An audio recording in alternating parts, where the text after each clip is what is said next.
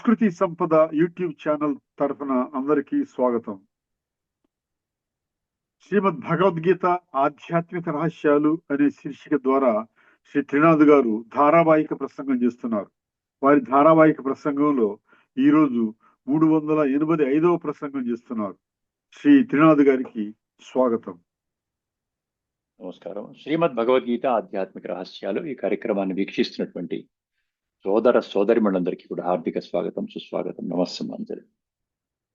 ధార్మికము ఆధ్యాత్మికము చాలా ముఖ్యమైన అంశం అండి. ప్రపంచంలో ఎవరు కూడా ఈ యొక్క అంశాన్ని ఈ విధంగా మీకు చెప్పి ఉండరు. ఇది తెలుసుకోవాల్సిన విషయము.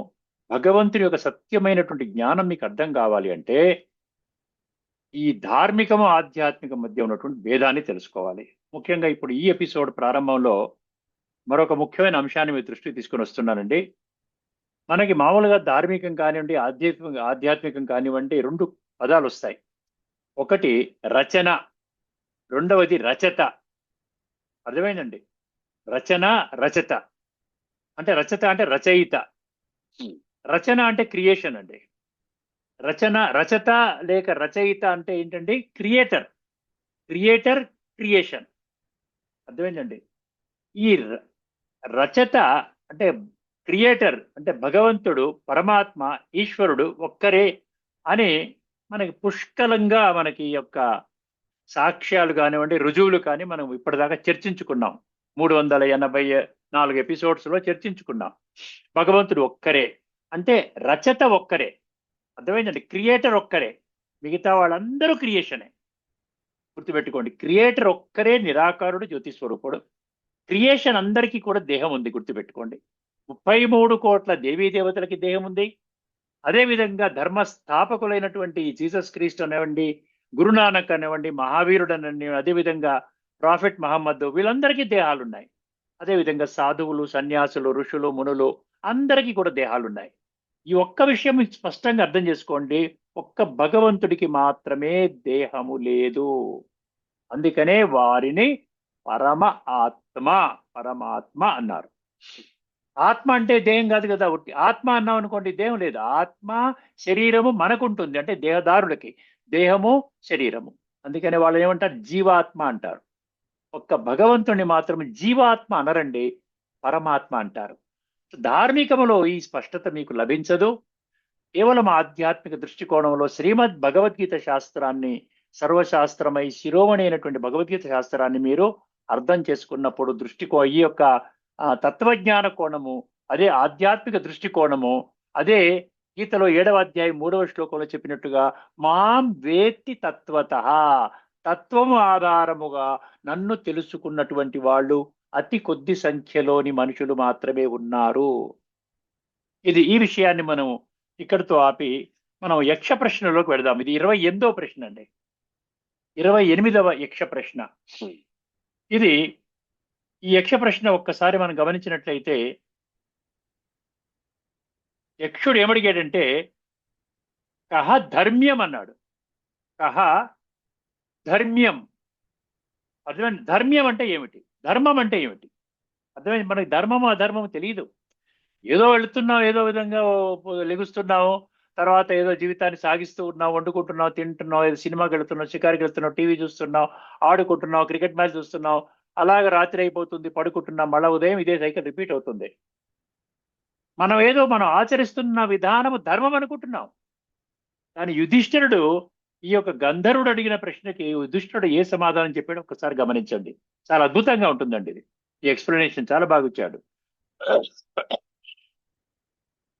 అర్థమైంది? ఏది ధర్మమయమైనది అంటే ఏది నిజమైన ధర్మము. చాలా జాగ్రత్తగా వినండి, బుద్ధి నేత్రాన్ని తెరుచుకోండి. సత్యత ఆధారంగా, ధర్మం ఆధారంగా నా జీవితాన్ని తీసుకుని వెళ్ళాలి అనేటువంటి గట్టి సంకల్పం చేయండి, చాలు, ఇంకేం చేయక్కర్లే. దానికి సమాధానం చూడండి ఎంత చక్కగా ఇచ్చాడో. ధర్మ్యం యత్ ఆత్మన అనుకూలం అన్నాడు. ఎక్కడ ఏ ప్రశ్నకి సమాధానం మనం పరిశీలించినా కూడానండి, అక్కడ ఆత్మ యొక్క విధానమే చెప్తున్నాడండి. ఆత్మని బాగా శుద్ధి చేసుకునే విధానమే కనుక కనబడుతోంది. ఇక్కడ ఏమంటున్నాడు? ధర్మ్యం యత్ ఆత్మన అనుకూలం అన్నాడు. దానికి మీనింగ్ ఏమిచ్చాడు? ఆత్మకు అనుకూలమైనది ధర్మ్యం అన్నాడు. రా కింద మా కింద యా, ధర్మ్యం అంటున్నాడు. అంటే ధర్మము. అర్థమైంది? ఆత్మకు అనుకూలమైనది, ఆత్మకి ప్రతికూలమైనది కాదంట, ఆత్మకి అనుకూలమైనది ధర్మం అంటున్నాడు. ఇంకా కొంచెం వివరాల్లోకి వెళ్ళినట్లయితే, ఆత్మస్వరూపానికి హితము చేసే కార్యమే ధర్మం. అంటే ఆత్మని బాగు చేసేది. ఆత్మని బాగు చేయడం అంటే ఆత్మలో నిక్షిప్తము కాబడిన జన్మ జన్మలుగా, ముఖ్యంగా మనం చర్చించుకున్నాం కదా, 63 జన్మలు ద్వాపర యుగం నుండి దైహిక భ్రాంతిలో ఈ కలియుగం యొక్క అంతిమ సమయం వరకు ఈ 63 జన్మలలో మనము చేసినటువంటి నీచ, నికృష్ట, భ్రష్ట, దుష్ట, పాప కర్మలు, సంకల్పాలు, మాటలు, వీటి ద్వారా పేరుకుపోయినటువంటి తమో ప్రధాన, తామసిక ప్రధాన సంస్కారాలను సాత్వికంగా మార్చేటువంటిది ఏదైతే ఉందో దానికి అది ఆత్మకి అనుకూలము. లేకపోయినట్లయితే ఆత్మకి ప్రతికూలము. ఆత్మ ఇప్పటికే పాడైపోయింది, ఇంకా మీరు పాడు చేసుకుంటున్నారు అజ్ఞాన కారణముగా.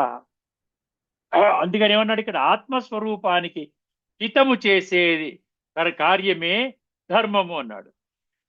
ఆత్మను ఇంకా ఫర్దర్గా వినండి జాగ్రత్తగా. ఆత్మను ఉన్నత స్థితికి తీసుకొని వెళ్ళి, ఆత్మను ఉన్నత స్థితికి తీసుకొని వెళ్ళే, ఆత్మలో శాంతి, పవిత్రత, సత్యము పెంచే ఏ కార్యమైనా అది ధర్మ్యం. వికారాలని పెంచి ఆత్మను దిగజార్చేది, వికారాలను పెంచి ఆత్మని దిగజార్చేది అధర్మ్యం అన్నాడు. దానికి రివర్స్ అన్నమాట. సాంప్రదాయ శాస్త్ర దృష్టిలో ధర్మ్యం అంటే ఏంటంటే, అంటే వేద, స్మృతి, ఉపనిషత్తుల ప్రకారము 3 విషయాలు చెప్పాడు ఇక్కడ. మొదటి విషయం, యోగ్యమైన శ్రేయస్సును ఇచ్చే కార్యము. యోగ్యం అంటే ఆత్మకి అనుకూలం అని చెప్పాడు కదా అక్కడ. యోగ్యమైన అంటే ఏంటి? ఆత్మని శుద్ధి చేసేటువంటి కార్యం అన్నమాట. ఆత్మని శ్రేయస్సు అంటే ఆత్మని ఎలివేట్ చేసేటువంటి కార్యక్రమం, కర్మలు అన్నమాట. ధర్మం అంటే శాంతిని ఇచ్చేది, శౌచాన్ని ఇచ్చే, శౌచం అంటే పవిత్రత, శుద్ధత. అందుకనే బాత్రూమ్స్, వాష్రూమ్స్ ఉన్నాయి చూసారా, దాన్ని శౌచాలయము అంటారు. శౌచము ఆత్మయే, శౌచాన్ని ఇచ్చేది, సత్యాన్ని నిలబెట్టేది, హింస పాపము లేకుండా ఉండేది. ఇటువంటి కార్యము ధర్మ్యము అన్నాడు. ఇది మొదటిది. రెండవది, ఆత్మను బలపరిచేది. వేదాంతం ఇలా చెబుతుందంట, ఆత్మనః శ్రేయస్సు యత్తత్ ధర్మ్యం అన్నాడు. ఆత్మనః శ్రేయస్సు, ఆత్మని ఎలివేట్ చేసేటువంటిది ఎటువంటిదైనా కూడా అది ధర్మమున. ఆత్మకు శ్రేయస్సు కలిగించేది ధర్మము. మూడవది, కర్మఫల సిద్ధాంతముతో అనుకూలముగా ఉన్నది. అర్థమైందంటే, కర్మఫల సిద్ధాంతముతో అనుకూలం అంటే ఏంటి? కర్మఫలము ఆధారముగా చేసే కర్మలు కాదు, కర్మ ఫలితాన్ని విడిచిపెట్టమని చెప్తున్నాడు. అనాశ్రిత కర్మఫలం అంటాడు 6వ అధ్యాయం మొదటి శ్లోకంలో గీతలో. అర్థమైందండి? ఆ విధంగా ఏమంటున్నాడు? కర్మఫల సిద్ధాంతముతో అనుకూలంగా ఉన్నది. అనుకూలము, ప్రతికూలము గుర్తుపెట్టుకోండి. అనుకూలం అంటే ప్రతికూలం. ప్రతికూలం అంటే ఏంటి?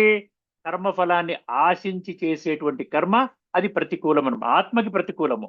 ఆత్మకి అనుకూలం అంటే ఈ విధంగా మనము కర్మ సిద్ధాంతము అర్థం చేసుకుని మనం చేసే పనులు. దేవతలు, మనుషులు, ప్రకృతి 3 ఇచ్చాడు. అందరికీ హాని లేని సమతదారి. దేవతలు మనం గౌరవిస్తాం, మనుషులు గౌరవిస్తున్నాం, ఆ విధంగా గౌరవించాలి. అది సమత అంటే ఏంటి? అందరి పట్ల సమాన భావం. ప్రకృతి పంచతత్వాల్ని కూడా మనము ఆ విధంగా బాధ పెట్టకూడదు. అందుకని తత్వాలను కూడా మనం పూజ చేస్తారు. అందుకని భూమి పూజ అంటాం చూసారా, అగ్ని పూజ, ఈ నీరు పూజ ఇవన్నీ చేస్తూ ఉంటాం. అందుకని తత్వాలని కూడా మనం హాని చేయకూడదు. ఇప్పుడు భగవద్గీత దృష్టి చూద్దామండి ఒక్కసారి. భగవద్గీతలో మనం ప్రతిదాన్ని భగవద్గీత రిలేట్ చేస్తున్నాం. భగవద్గీతలో ఏం చెప్తోంది ఇక్కడ? ధర్మ్యం అనే పదం అనేక సార్లు వాడబడింది. ఇక్కడ 2వ అధ్యాయం 31వ శ్లోకం రిఫరెన్స్ ఇచ్చాడు. అందులో ఏమంటున్నాడు? నీ స్వధర్మం ఏమిటి? ఇప్పుడు మన అర్జునుడు క్షత్రియుడు. ప్రతి ఒక్కడు క్షత్రియుడే చెప్పాలంటే. ఎందుకంటే ప్రతి ఒక్కడు కూడా ఆంతరిక విషయ వికారాల వలయములో చిక్కుకొని ఆ యొక్క వికారాలను తొలగించుకోవడానికి చేసేటువంటి యుద్ధం అన్నమాట. అందుకని ఇక్కడ ఏమన్నాడు? స్వధర్మమపి చావేక్ష్య నా వికంపితుమర్హసి ధర్మ్యాద్ది యుద్ధాశ్రేయో అన్యత్ క్షత్రియస్య నా విద్యతే. అంటే ఇక్కడ ఏమంటున్నాడు? క్షత్రియ యొక్క ధర్మమే యుద్ధం చేయడం కదా. భగవంతుడు గుర్తు చేస్తున్నాడు, నువ్వు క్షత్రియుడు రా నాయనా, నువ్వు యుద్ధం చెయ్యి. అదేదో ఆధ్యాత్మిక కోణంలో మనం చూడలేదు కాబట్టి అదేదో కురుక్షేత్ర యుద్ధమై దానిలో యుద్ధం, అది కాదు. మనము కామ, క్రోధ, లోభ, మోహ, అహంకారాలతో చేసేటువంటి యుద్ధము, దేహాభిమానాన్ని వదలగొట్టుకోవడానికి చేసేటువంటి యుద్ధము, అక్కడ కూడా అది దాన్ని ధర్మయుద్ధం అంటున్నాడు. రెండవది ఇంకొకటి 4వ అధ్యాయం 7, 8లో ఏం చెప్పాడు? ధర్మ సంస్థాపనార్థాయ సంభవామి. ఎంత చక్కగా చెప్పాడు చూసారు. నేను వచ్చేను అంటే ధర్మస్థాపన చేయడానికి వస్తాను, అధర్మాన్ని తగ్గించడానికి వస్తాను, అధర్మాన్ని పెంచడానికి నేను రాను. నేను వచ్చిన తర్వాత కూడా అధర్మం పెరుగుతుంది అంటే మీరు నా యొక్క కర్తవ్యాన్ని సరిగ్గా అర్థము చేసుకోలేదు. అర్థమైందండి. అందుకని 4:7లో ఏం చెప్పాడు? యదా యదా హి ధర్మస్య గ్లానిర్భవతి భారత అభ్యుత్థానమ ధర్మస్య తదాత్మానం సృజామ్యం. అంతకంటే ఏం కావాలండి? తదాత్మానం సృజామ్యహం పరిత్రాణాయ సాధూనాం వినాశాయ చ దుష్కృతాం ధర్మ సంస్థాపనార్థాయ సంభవామి యుగే యుగే. అంటే భగవంతుడే ఉన్నాడు. ధర్మం పెచ్చు పెరిగినప్పుడు, ధర్మము తగ్గిపోయినప్పుడు, అధర్మం పెచ్చు పెరిగినప్పుడు నేను వచ్చి పునః ధర్మస్థాపన చేస్తాను.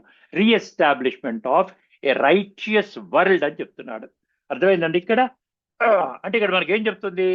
ఈ ధర్మం అంటే ఏంటి? ఆత్మకి పరమాత్మకి ఉన్నటువంటి బంధాన్ని చెప్తోంది.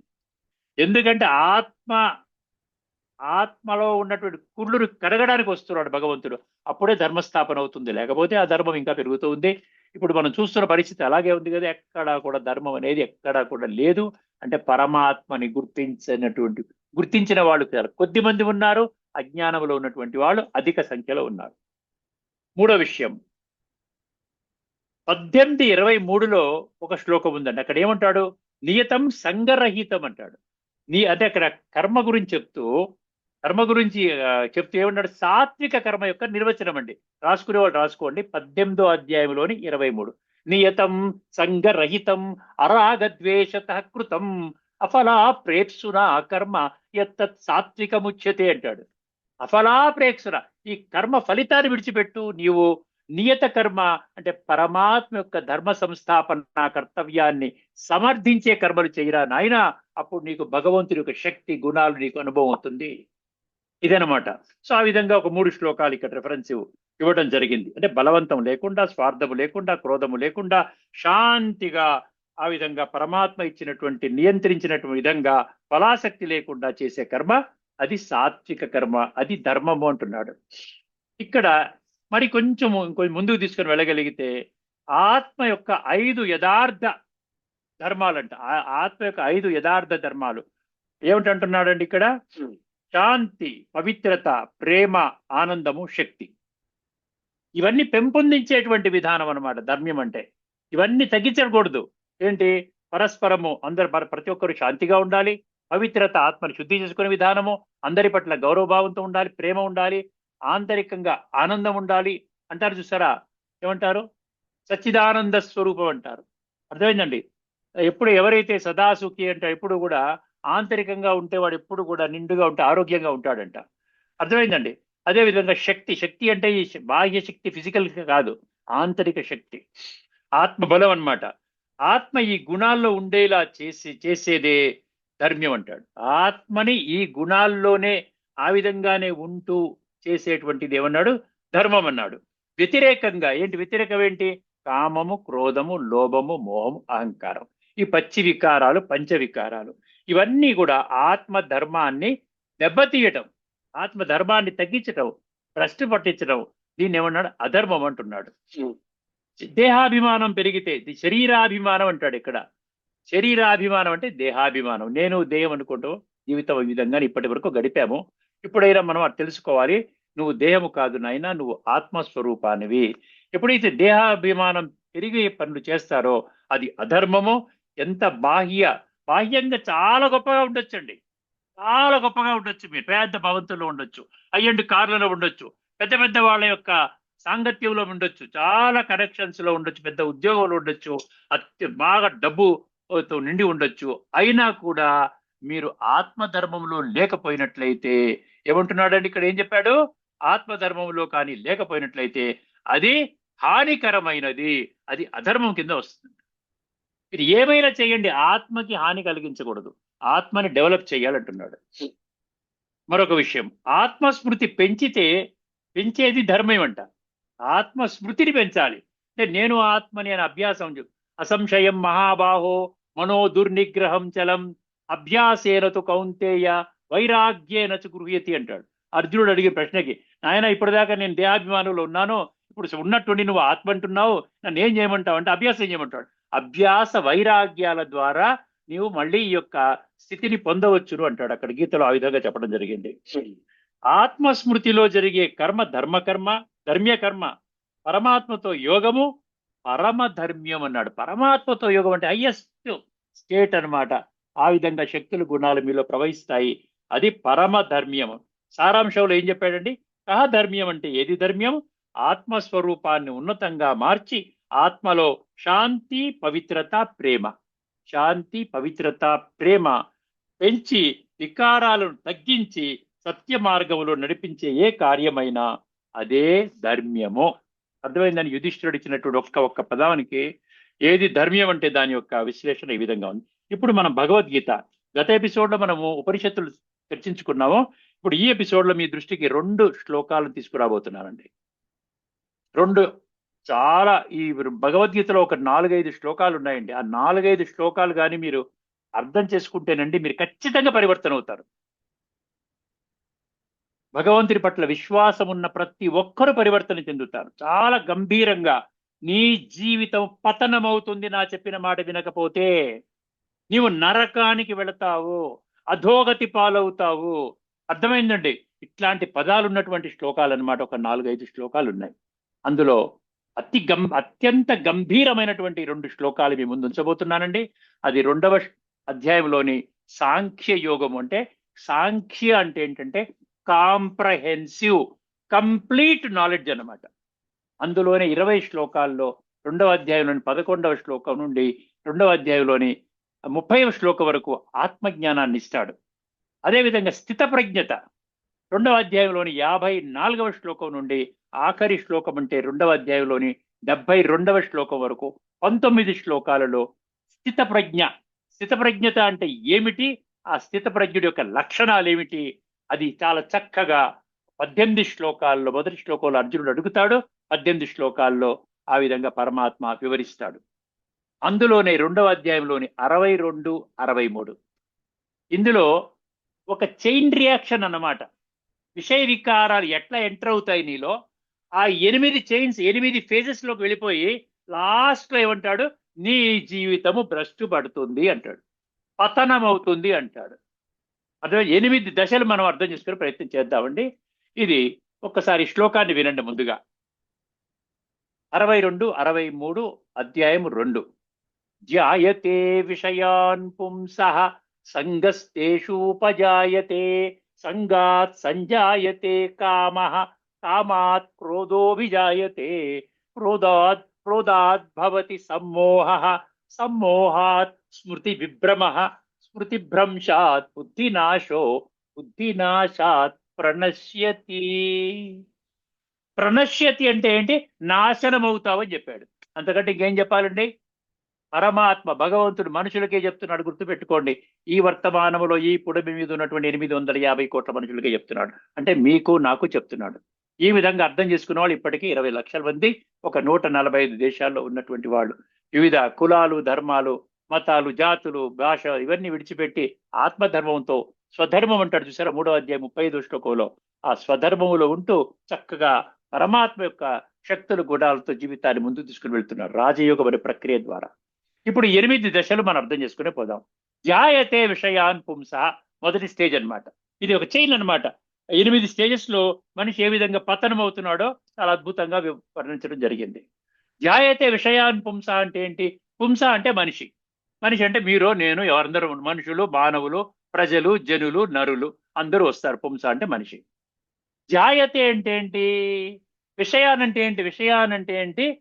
ఇంద్రియ విషయాలు, సెన్సరీ ఆబ్జెక్ట్స్, శబ్ద, స్పర్శ, రూప, రస, గంధ, ఇవన్నీ చాలా డీటెయిల్గా ఇప్పటికే చర్చించుకున్నాం. ఎవరికైతే స్పష్టత కావాలో గత ఎపిసోడ్స్ అన్ని తిరగేయండి ఒక్కసారి. అక్కడ మీకు ఒకటి స్టెప్ బై స్టెప్ అన్ని అర్థం చేసుకుంటూ వస్తే మీకు భగవద్గీతలో చెప్పినటువంటి లోతైన తత్వం మీకు బోధపడుతుంది. అర్థమైందండి? ధ్యాయతే అంటే ధ్యానము చేస్తాడు, చింతన చేస్తూ ఉంటాడంట. దేన్ని చింతన చేస్తూ ఉంటాడు? శబ్ద, స్పర్శ, రూప, రస, గంధ అంటే ఏంటి? కళ్ళ ద్వారా చూస్తాడు, చెవుల ద్వారా వింటాడు, నాలుక ద్వారా ఇది చేతి ద్వారా స్పర్శ. అర్థమైందండి? ఇవన్నీ కూడా ఈ ఇంద్రియాలు ఉన్నాయి కదా, 15 ఇంద్రియాలు ఉన్నాయి కదా, అందులో కర్మేంద్రియాలను పక్కన పెట్టినట్లయితే ఈ జ్ఞానేంద్రియాలు, ఇంద్రియ విషయాలు తీసుకుంటే 10 ఇంద్రియాల వల్ల ఇవన్నిటి కూడా విషయ వికారాల యొక్క కాస్త టేస్ట్ చూస్తాడనమాట. ధ్యాయతే విషయాన్ పుంసః. విషయానంటే విషయ వికారాలు, కామ క్రోధ లోభము అహంకారం. ఫస్ట్ స్టేజ్ అయిపోయి అర్థమైంది కదండి. ధ్యాయతే విషయాన్ పుంసః సంగస్తేషు ఉపజాయతే అన్నాడు. తేషు అంటే వాటిపై, ఏవైతే చూసావో సినిమా పోస్టర్ చూసావు, ఏదైతే విన్నావో ఏదో వింటున్నావు, ఈ చెత్త మాటలు వింటున్నావు, ఏదైతే ఇచ్చేస్తున్నావు, ఇవన్నీ కూడా శబ్ద స్పర్శ రూప రస తింటున్నావు, అది తినాలనే కోరిక. అర్థమైందండి? సో ఆ విధంగా ఇటువంటివన్నీ అన్నమాట. అదేమన్నాడు? సంగస్తేషు ఉపజాయతే అన్నాడు. సంగ అంటే ఆసక్తి, అది పొందాలనేటువంటి ఆసక్తి కలుగుతుంది ఎప్పుడైతే నువ్వు చింతన చేస్తావు. ఫస్ట్ స్టేజ్ ఏమో చింతన, రెండవ స్టేజ్ ఏమో ఆసక్తి. అర్థమైందండి? తేషు ఉపజాయతే. ఉపజాయతే అంటే పుడుతుంది, ఉద్భవిస్తుంది అనమాట. మన మనసులో గట్టిగా లేదు, ఖచ్చితంగా ఈ సినిమాకు వెళ్ళాల్సిందే, ఖచ్చితంగా ఈ పని చేయవలసిందే, ఖచ్చితంగా ఇది ఈ మార్గాన్ని వెళ్తే బ్రహ్మాండం. ఇంద్రియ సుఖాలన్నమాట. భౌతిక తత్వంలో ఇంద్రియ సుఖాలు ఇచ్చేటువంటిది. అర్థమైందండి? సంగస్తేషు ఉపజాయతే రెండవ దశ అర్థమైందండి. సెకండ్ స్టేజ్ ధ్యాయతే విషయాన్ పుంస సంగస్తేషు ఉపజాయతే. థర్డ్ స్టేజ్ వినండి. సంగాత్ సంజాయతే కామః. సంగాత్ సంజాయతే, అక్కడ ఉపజాయతే అన్నాడు, ఇది సంజాయతే. రెండు అర్థం ఒకటే, పుడుతుంది, ఉద్భవిస్తుంది. ఏమొస్తుందంటే కామః అంటే కోరిక. నేను అంటే కోరిక బలపడుతుంది అనమాట. సెకండ్ స్టేజ్ లో కాస్త తేలికగా వస్తుంది, థర్డ్ స్టేజ్ లో పొందవలసిందే, ఖచ్చితంగా పొందవలసిందే, దానికోసమే నేను నా జీవితాన్ని పడంగా పెడతాను అనుకుంటాడనమాట.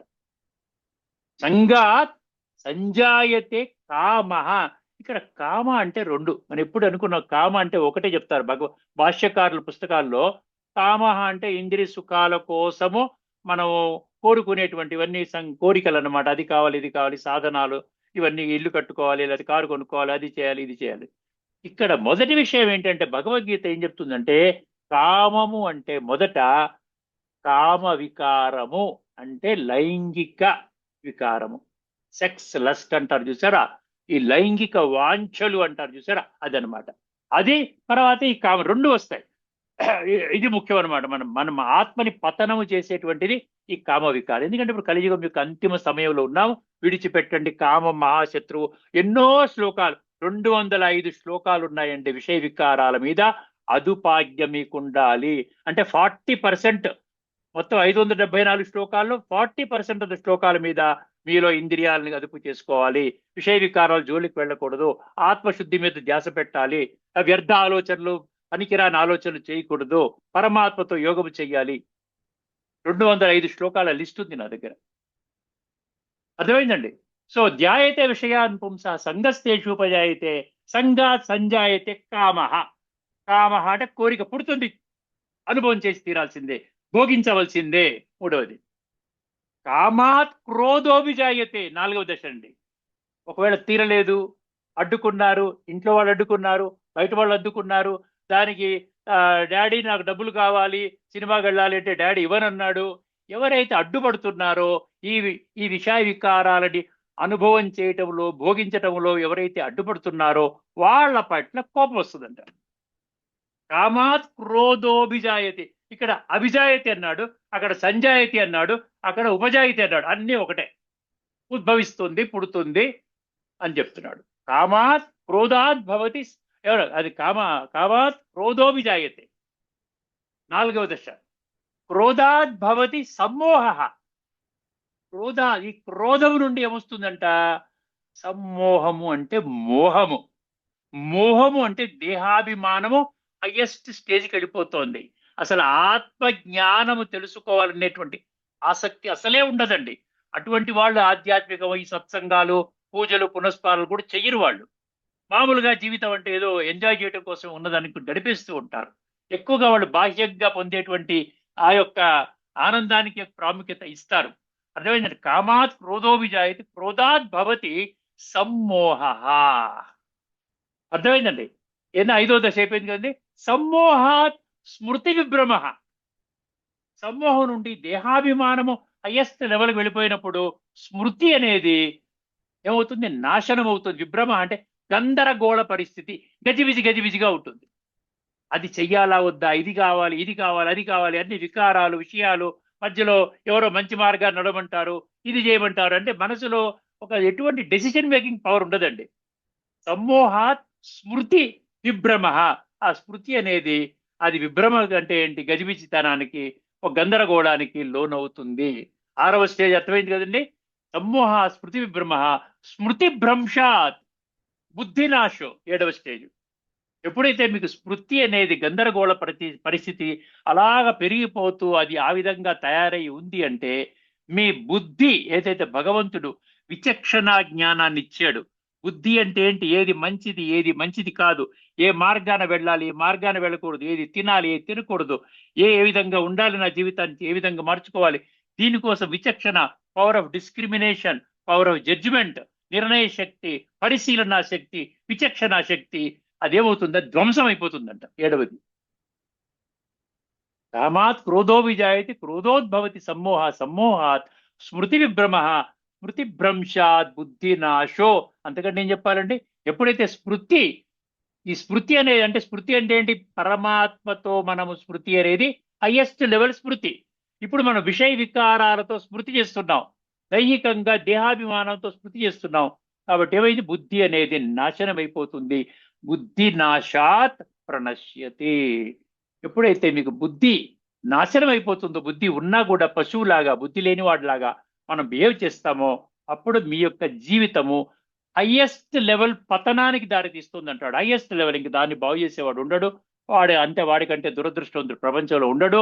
అర్థమైందండి. సో ఈ విధముగా ఈ విషయ వికారాల వలయంలో చిక్కుకున్న మనిషి ఆ విధంగా జీవితాన్ని భ్రష్టు పట్టించుకుంటాడు. ఈ 2 శ్లోకాలు ఒక్కసారి భగవద్గీత పుస్తకంలో ఏమిచ్చాడో చూసుకుని మన యొక్క కార్యక్రమాన్ని ముగించుకుందామండి.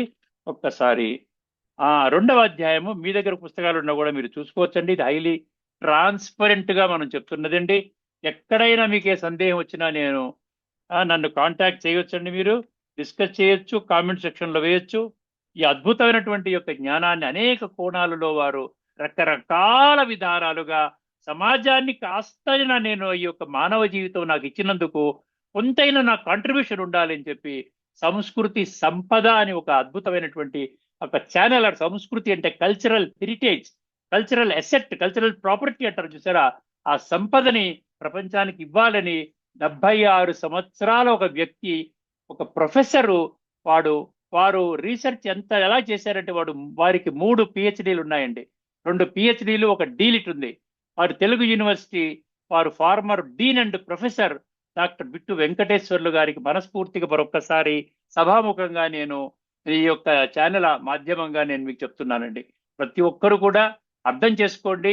మానవ జీవితం అతి దుర్లభము అనుకోవటం కాదు. మానవ జీవితం అనేది చాలా విలువైనటువంటిది. ఒక మనిషి మాత్రమే ఏది మంచి ఏది చెడు అని అర్థం చేసుకోగలుగుతాడు. ఆ యొక్క జ్ఞానాన్నే ప్రతి ఒక్క శాస్త్రం మనకు బోధిస్తోంది. ఆ విధంగా ఇప్పుడు ఆధ్యాత్మిక దృష్టిలో మనం అర్థం చేసుకుంటే ప్రతి ఒక్క జ్ఞానం అందులో లోతైన తత్వం మనకు బోధపడుతుంది. ఆ తత్వము నా జీవితాన్ని ఉద్ధరించడం కొరకే అని చాలా స్పష్టంగా కుండబద్దలు కొట్టుగా మనకి స్పష్టం చేస్తుందండి. అందుకనే ఈ యొక్క ఛానల్ని మరొకసారి ప్రతి ఒక్కరూ కూడా సబ్స్క్రైబ్ చేయండి. అందులో మీరు కామెంట్స్ పెట్టండి. ఇంకా దీన్ని డెవలప్ చేసుకోవడానికి, ఇంకా నలుగురికి చేరడానికి ఈ విధంగా మీ యొక్క సపోర్ట్ని నేను వారి తరపున నేను కూడా అర్థిస్తూ ఉన్నానండి. ఒకసారి ఇప్పుడు 62, 63 కేవలం భగవద్గీతలో ఇచ్చినటువంటి ఈ విధానం చెప్తాను, మీకు అర్థమవుతుంది. ఏమన్నాడు చూడండి. విషయ చింతన చేయు పురుషునకు ఆ విషయముల యందు ఆసక్తి ఏర్పడును. ఆసక్తి వలన ఆ విషయములను పొందుటకై కోరికలు కలుగును. ఆ కోరికలు తీరనప్పుడు క్రోధము ఏర్పడును. అట్టి క్రోధము వలన వ్యామోహము కలుగును. దాని ప్రభావమున స్మృతి చిన్న భిన్నమగును. స్మృతి భ్రష్టమైనందున బుద్ధి అనగా జ్ఞాన శక్తి నశించును. చూసారా, బుద్ధి అంటే ఏమిచ్చాడు ఇక్కడ? ఇది గీతా ప్రెస్ వాళ్ళది. బుద్ధి అంటే జ్ఞాన శక్తి. జ్ఞానం ఏం చెప్తుంది? నేను ఆత్మని, ఇది నా శరీరము అని చెప్తుంది. ఆ శక్తి నశించి 100% దేహాభిమానంలోకి వచ్చేస్తాం. నశించును. బుద్ధి నాశనం వలన మనుష్యుడు తన స్థితి నుండి పతనమగును. ఇప్పటి వరకు మనం అర్జునుడు అనుకుంటున్నామండి. అర్జునుడు అన్నటువంటి వారు ఎవరు లేరండి. జ్ఞానార్జన చేసేవాడు ఎవరైతే ఈ యొక్క తత్వం ఆధారంగా తన జీవితాన్ని భగవంతుని యొక్క శ్రీమతం ఆధారంగా ఏ విధంగా భగవంతుని యొక్క దివ్య కర్తవ్యాన్ని సమర్థించే కర్మలు చేస్తారో వారు భగవంతుని యొక్క శక్తులు గుణాలు పొంది సంస్కార పరివర్తన చేసుకొని అతి త్వరలోనే ఈ సృష్టిపై స్థాపన కాబడేటువంటి సత్య త్రేతాయుగాలు అనబడే స్వర్గములో శ్రేష్టమైన జన్మలు పొందడానికి అర్హత పొందుతారు. ఇక్కడితో మన యొక్క చర్చని ముగించుకుందాం. రాబోయే ఎపిసోడ్లో మనం ఈసారి ఉపనిషత్తులోకి వెళదాము. అద్భుతమైనటువంటి ఉపనిషత్తు ఆ యొక్క చర్చను తీసుకుందాం. అదేవిధంగా తదుపరి యక్ష ప్రశ్నల్లో తదుపరి ప్రశ్నతో మీ ముందుకు వస్తానండి. అంతవరకు సెలవు. అందరికీ నమస్కారము. లోకా సమస్త సుఖినో భవంతు. ఓం శాంతి. శ్రీమద్ భగవద్గీత ఆధ్యాత్మిక రహస్యాలు అనే శీర్షిక ద్వారా శ్రీ త్రినాథ్ గారు ధారావాహిక ప్రసంగం చేశారు. వారికి ధన్యవాదాలు.